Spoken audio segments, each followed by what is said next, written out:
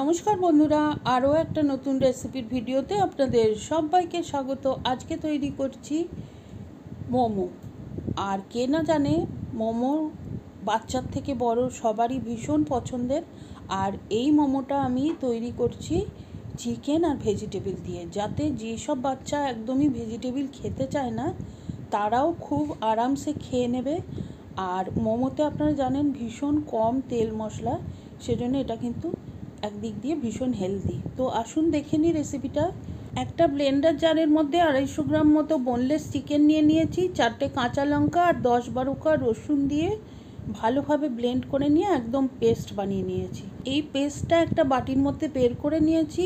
এর সাথে দিয়ে দিচ্ছি একটা ছোট সাইজের ক্যাপসিকাম ছোট ছোট কুচি করে নিয়েছি, একটা মিডিয়াম সাইজের গাজর গ্রেট করে নিয়েছি, কিছুটা পেঁয়াজ, একটা ছোট সাইজের পেঁয়াজ পাতলা পাতলা কুচি করে দিয়েছি, দিলাম 2 চা চামচ মতো সয়া সস, 1 চা চামচ ভিনিগার। এখানে বলে রাখি আপনারা চাইলে আরও কিছু ভেজিটেবিল অ্যাড করতে পারেন, একটা ম্যাগি মশলার প্যাকেট, আর একটুখানি সামান্য 1/2 চা চামচের থেকেও কম একটু চিলি ফ্লেক্স। এখন আমি দিয়ে দিচ্ছি 2 চামচ ভরে ভরে চেডডার চিজ পাউডার। এটা যদি আপনাদের কাছে না থাকে তাহলে কোনোই ক্ষতি নেই, অন্য কোনো যে কোনো চিজ থাকলে সেটা একটু গ্রেট করে দিতে পারেন, বা না দিলেও কোনো সমস্যা হবে না। আর এখানে আমি দিয়ে দিয়েছি 1 চা চামচ ব্ল্যাক পেপার পাউডার বা গোলমরিচ গুঁড়ো। সব কিছু খুব ভালো করে মিশিয়ে নিচ্ছি। আর এখানে কিন্তু কোনো রকমের লবণ দেবো না, কেননা এই সসেই যথেষ্ট লবণ আছে। এখন ময়দা আর কর্নফ্লোর, ময়দা নিয়েছি 2 ভাগ, কর্নফ্লোর 1 ভাগ, সামান্য তেল দিয়ে আগে একটু মেখে নেওয়ার পরে জল দিয়ে বাকি ডোটা লুচির মতো করে তৈরি করে নিয়েছি, লুচির ডো যেমন হয়। আর এখন ছোট ছোট লেচি কেটে নিচ্ছি, আর এইগুলোর থেকে আমি ছোট ছোট লুচির মতো বেলে নেব। আর আপনারা চাইলে একটা বড় রুটির মতো বেলে নিয়ে কোনো কাটার বা গ্লাস এসব দিয়েও এইগুলোকে ছোট ছোট লুচির মতো কেটে নিতে পারেন।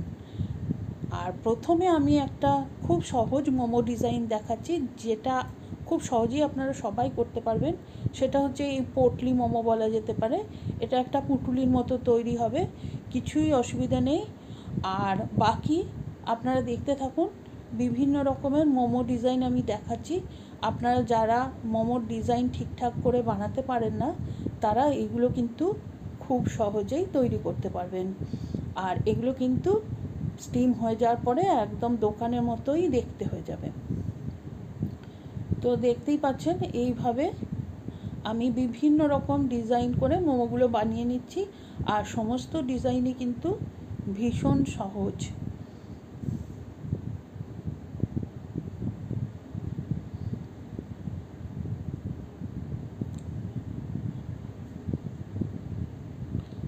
আর আমি এখানে যেহেতু ময়দাটা ভীষণ পাতলা করে বেলেছি, সেই জন্য একটু সমস্যা হচ্ছে, কেননা মোটা করে একটু বেললে এই মোমোগুলো ফোল্ড করাটা খুব সুবিধে হয়ে যায়, কিন্তু ময়দা বেশি খাওয়াটা উচিত না, সেজন্য আমি ময়দার পরিমাণটা কম রাখতেই চেষ্টা করেছি।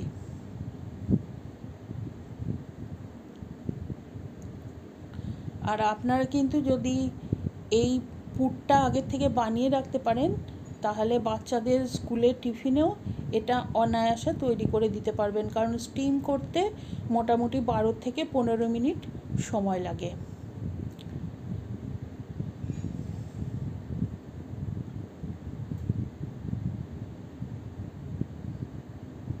তো এই রকম করে আমি বিভিন্ন রকমের ডিজাইনের মোমো তৈরি করে নিয়েছি। আর এখন স্টিমার বসিয়ে দিয়েছি গ্যাসে, জল গরম হয়ে গেছে, উপরে ঝাঁঝরিটা দিয়ে তার মধ্যে আমি মোমোগুলো স্টিম করতে দেবো। আর এখানে বলে রাখি, এই ঝাঁঝরির গায়ে আমি কোনো রকমের তেল ব্রাশ করে দিইনি, আমি মোমোগুলোর নিচে একটু করে তেল লাগিয়ে নিচ্ছি, এতে করে মোমোগুলো স্টিম হয়ে যাওয়ার পরে তুলতে আমার সুবিধে হবে। এখন 15 মিনিট মোমোগুলো স্টিম হবে, আর ততক্ষণ একটা চাটনি বানিয়ে নেব।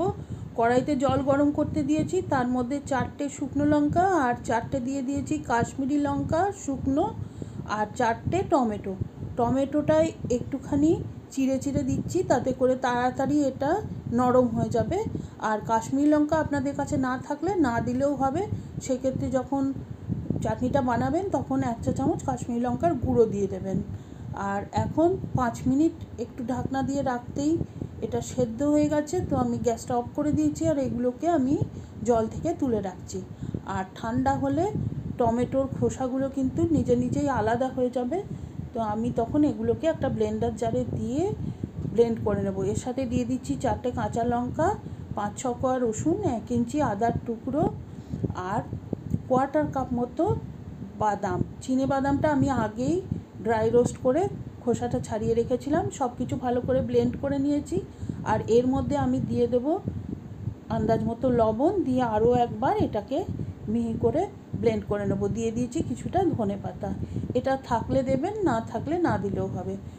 এখন এই চাটনিটা আপনারা এইভাবেই খেতে পারেন। আর যদি আপনারা একটু বেশি করে বানিয়ে রেখে দিতে চান, সেক্ষেত্রে এরকম একটুখানি তেল গরম করে তার মধ্যে চাটনিটা দিয়ে কিছুক্ষণ রান্না করে নিতে হবে। সেক্ষেত্রে আপনারা এই চাটনিটা ফ্রিজের মধ্যে রেখে 10 দিন পর্যন্ত খেতে পারবেন। সাদা তেল গরম করে চাটনিটা দিয়ে কিছুক্ষণ ফুটিয়ে নিচ্ছি। দিয়ে দিচ্ছি 1 চা চামচ সয়া সস আর 2 চা চামচ দেব ভিনিগার।